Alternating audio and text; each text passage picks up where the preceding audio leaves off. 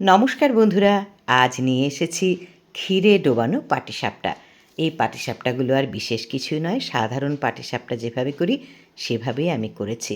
তবে এটা শুধু ময়দা সুজি দিয়ে যে পাটিসাপটা করি সেটা নয়, এটা আমি গোবিন্দভোগ চাল ভিজিয়ে বেটে দুধে গুলে আর সঙ্গে বাতাসা দিয়ে গুলে রেখেছিলাম। সেই গোলাটা দিয়ে আমি পাটিসাপটা করেছি। ভেতরে কিন্তু দিয়েছি আমি একটু ঘন ঘন শুকনো ক্ষীরের পুর, আর কিছুটা ক্ষীর আমি পাতলা করে রেখে দিয়েছি, যেটাকে পাতক্ষীর বলা হয়। সেই ক্ষীরটা আমার এখন লাগবে। তাহলে চলুন দেখাচ্ছি এই সাধারণ পাটিসাপটাকেই একটুখানি ক্ষীরে ডুবিয়ে কিভাবে আপনারা অসাধারণ করে তুলতে পারেন।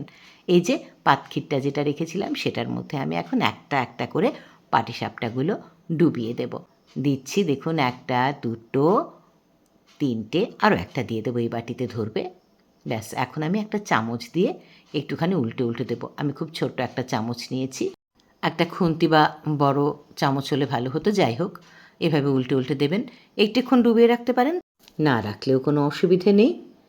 এবারে প্লেটে করে সাজিয়ে দিন। একটা একটা করে পাটিসাপটা তুলবেন, ওপর থেকে আবারও ক্ষীর দিয়ে সাজিয়ে দেবেন। আর দেখবেন সবাই পঞ্চমুখে আপনার প্রশংসা করছে। এই গোবিন্দভোগ চালের পাটিসাপটার রেসিপি যদি আপনাদের লাগে তবে কিন্তু জানাবেন বন্ধুরা।